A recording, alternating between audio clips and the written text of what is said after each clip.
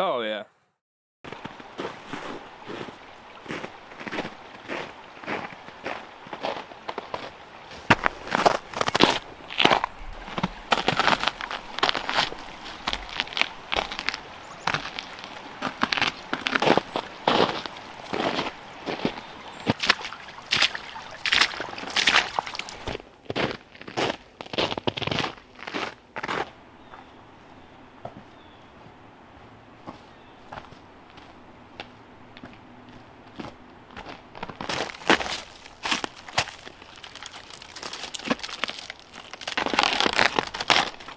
On the road again, I can't wait to get back on the road again.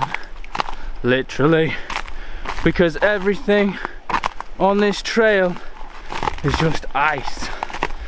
It's so slippery, it's such slow going, and as you can probably see, I don't know if you can see, but I'm sweating like a mother, just trying to stay upright. But hopefully once we get there, we'll be able to set up a new tarp, which you'll get to see, and hopefully do some bushcraft stuff, so stick around.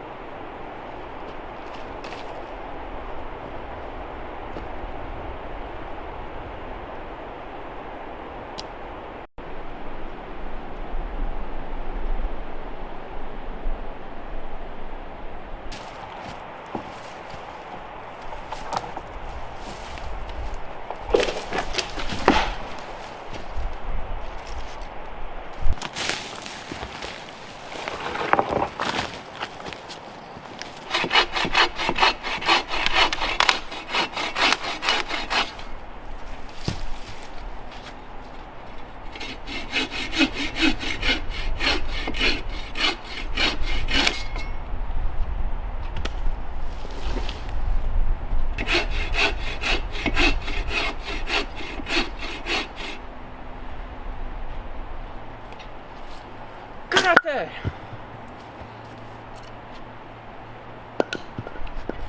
You what? You a dickhead?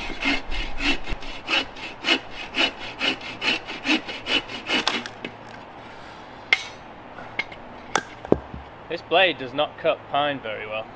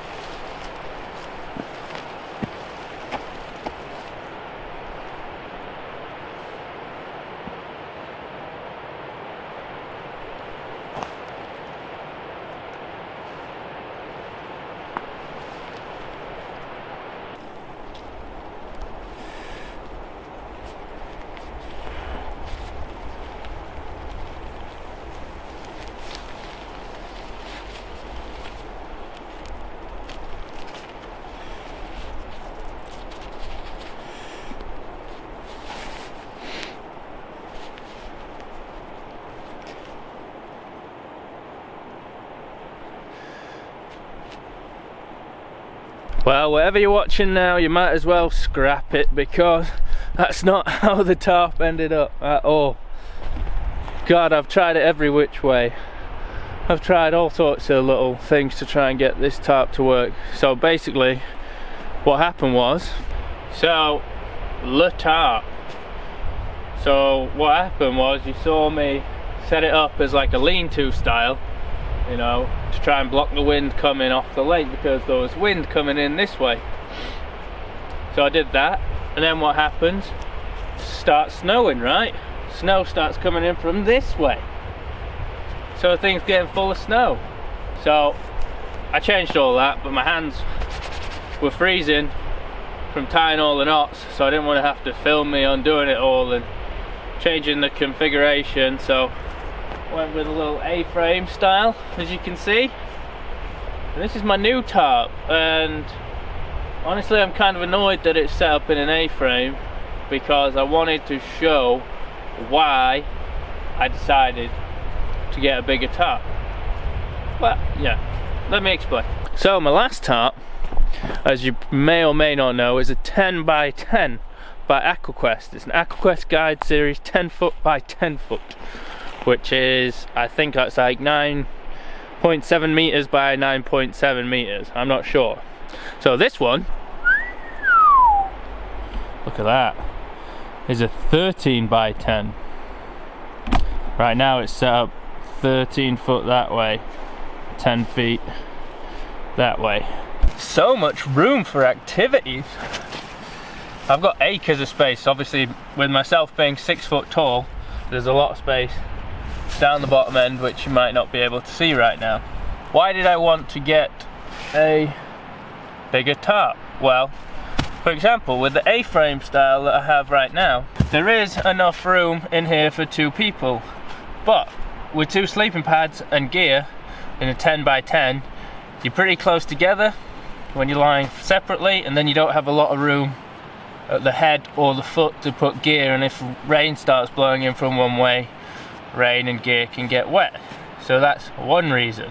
Another reason is, if you've seen my solo winter bushcraft camp video, where I have an envelope style tarp shelter. So I have half on the bottom as a ground sheet and half to cover me.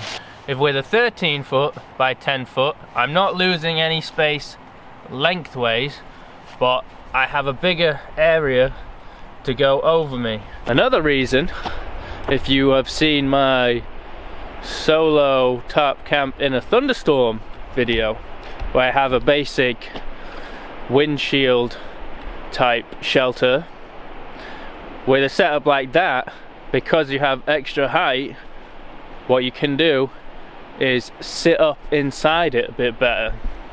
So if the weather's not that bad and you can do that, you can still sit underneath it. You got the height to put a chair in underneath it, as well as have your sleep system set up behind you.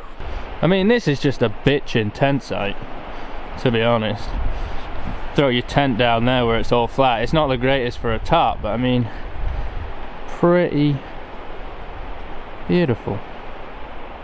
There is this area just down here, which I thought, where my wood is right now, which I thought would be an excellent spot to cowboy camp. Don't know if you can see it in the camera, hang on.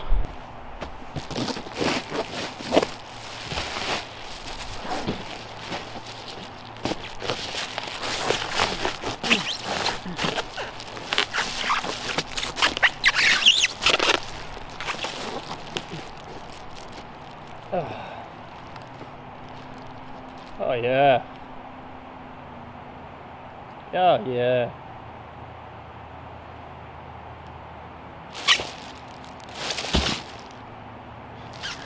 See, I thought this would be like a cool spot to cowboy camp, and I was like, because I tried to set the tarp up in loads of different areas. This is the flattest piece of ground, and I was going to do that.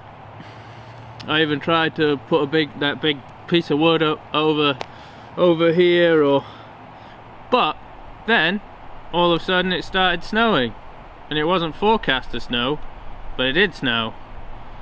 So it's probably not a good idea to just cowboy camp And then I thought maybe I'd use a tarp as a bivvy, but it's probably not very breathable, and there'll be a lot of condensation which will get wet, and then I'll get cold.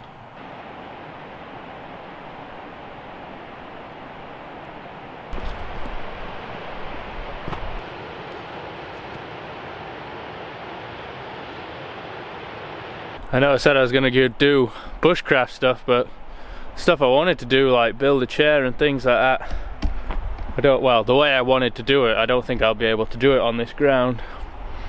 But I'm gonna light the fire because my fingers are freezing.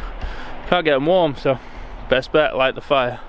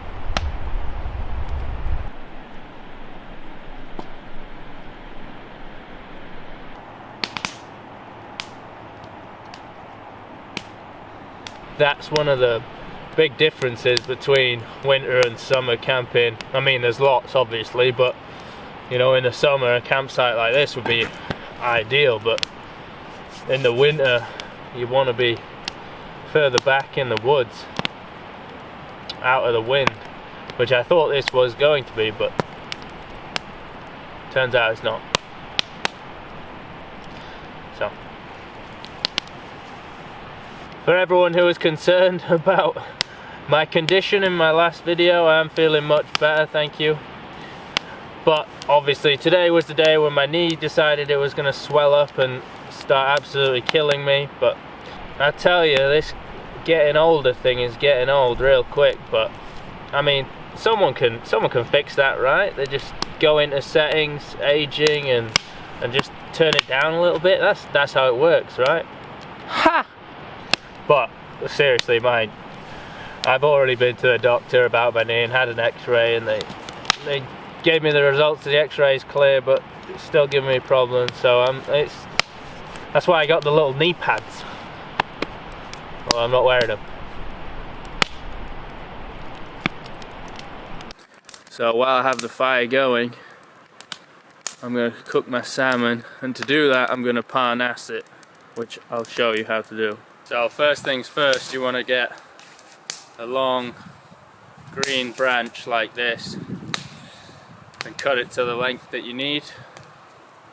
You want it to be green so that it'll split on the end, and put your salmon in between.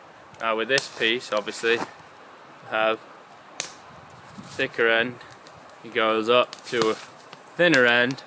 I don't want this thin bit, but I can use that as the cross braces for salmon. I'll show you. Once you've cut it to length, go ahead and remove the bark from one end, the end that you're going to put the salmon in. So just do that all the way around first. Once you've cleaned up the end, got rid of all the bark, you want to very carefully split it. This isn't the best knife for this because it's kind of thick.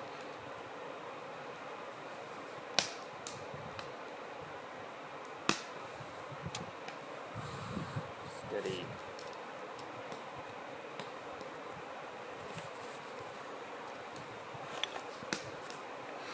See how I've got it started right there?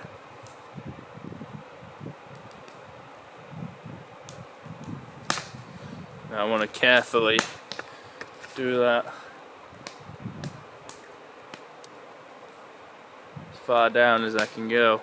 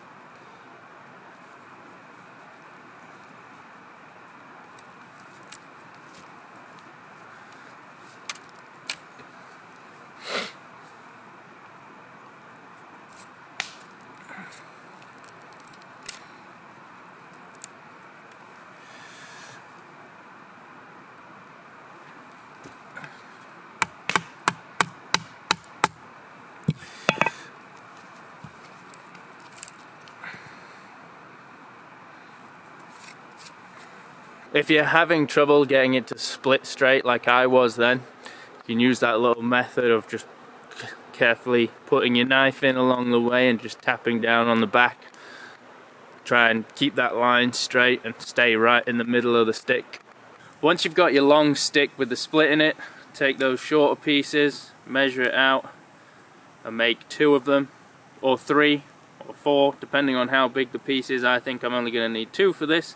So I get 2 green shorter pieces. Then what we want to do is take our knife, take our salmon,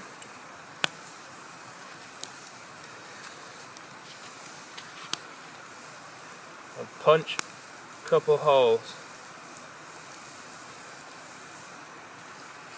all the way through, especially the skin.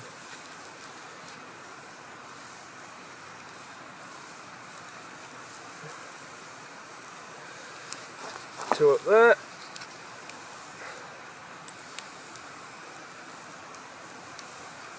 Two down here.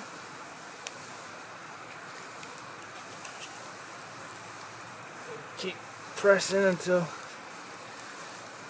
you feel it go your knife go through the skin. Ideally for this you want salmon with the skin on. Then what we do is we're going to take our stick. Get up. Oh, it's a scale. We're going to stick it through one hole, like so. We come through the back, and obviously we now have another hole on the back side here. I'm gonna take that, shove it through like that, and then obviously repeat for as many times as you need, depending on how big your fillet of salmon is, or side of salmon, or whatever. So that's one thing. Next step is to season it if you've got seasoning, or you don't want seasoning, that's fine.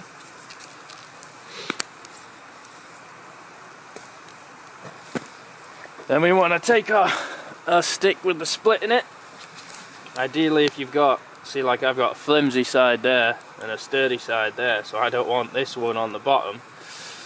So I'm going to take that, take my salmon,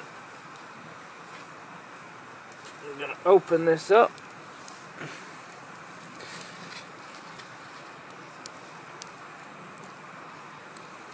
As much as I can.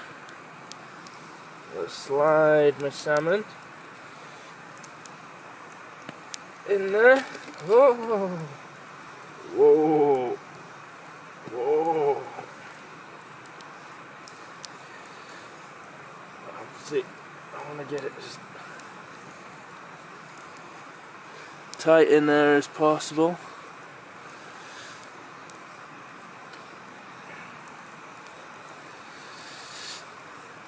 See, this one's loose at the top, sliding around. So what I'm gonna do is slide this back up and slide the top one over.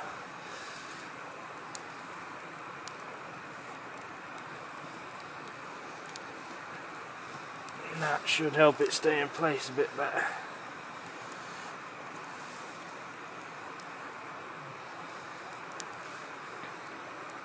Like that.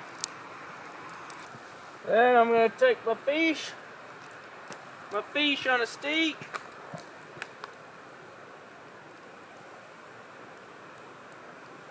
I'm going to put him over my fire, like so.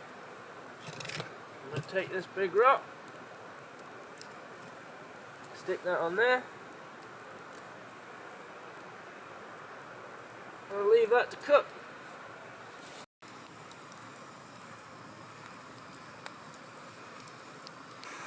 I've also got some green beans to go with it, so I'm going to throw those on at the same time.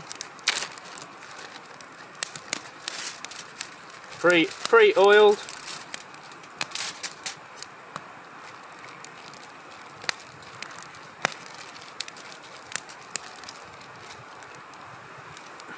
Which has gone kind of gross.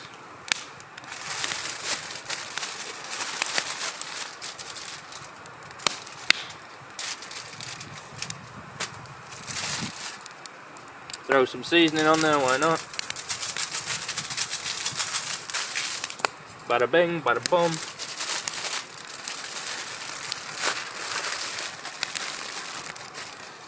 Wrap that up in a nice little green bean parcel.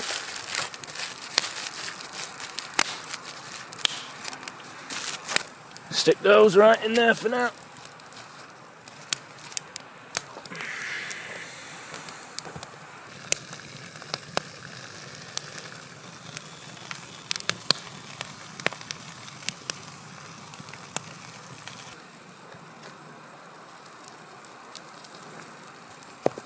I don't have a plate because I didn't bring one, so I'm going to use this rock.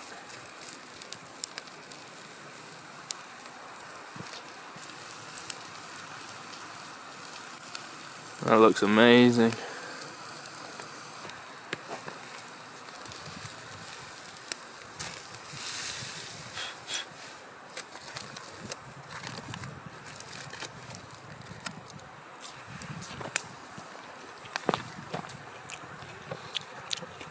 Oh yeah, look at that. I also don't have a knife and fork because I didn't bring one, so I've just got a pair of bush tongs, a little Y branch, fork branch, cut the ends.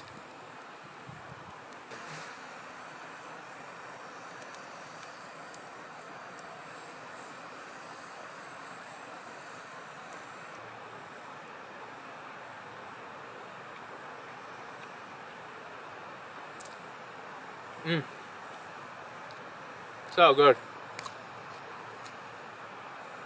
So good.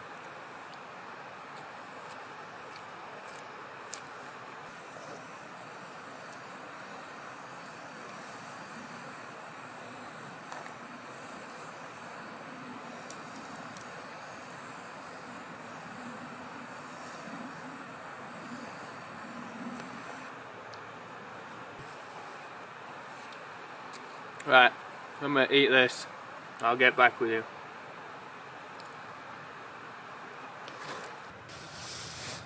Well, usually this is where I say I don't know how well you can see me, but I don't know how well you can hear me. I slammed hard again for like the 3rd time today and landed on the mic jack for my camera, so that's busted. So I have no idea what the audio will be like, but we'll see afterwards. But yeah, it's one of those days, I guess. I know I always get a comment from someone saying that I shouldn't talk in my videos or whatever, but this is why I do, man. Give you the realness, because, you know, even on bad days there's good moments, you know.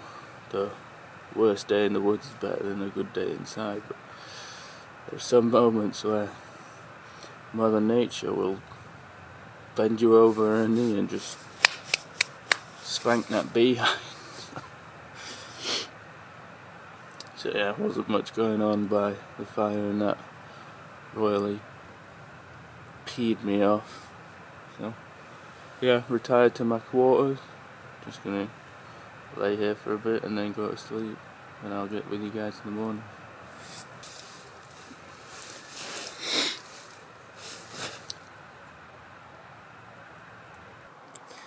Good morning. Slept alright actually. It's probably about 8 o'clock now. I'm sore. I fell pretty hard. Busted my microphone. But I'm alright. It's not like anything's broken or hurt, but just bruised. Just a little bruised. So yeah, I'm gonna get up and get moving. So if you like this, give it a thumbs up. Please subscribe if you haven't. Go check out some other videos, and I'll see you on the next one. Take it easy. As you can probably see, every hill on this trail is covered with ice, which makes it pretty hard to get down unless dropping in.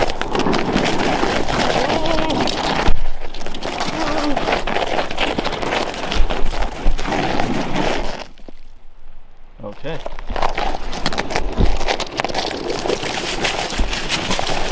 Gets your ass wet, but oh, wow.